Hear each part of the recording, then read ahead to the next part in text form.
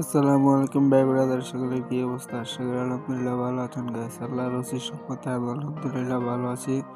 But guys, আজকে আমি একটা র্যাঙ্ক ম্যাচ স্টার্ট করে আর র্যাঙ্ক ম্যাচে কি হয় আপনারা এনজয় করেন।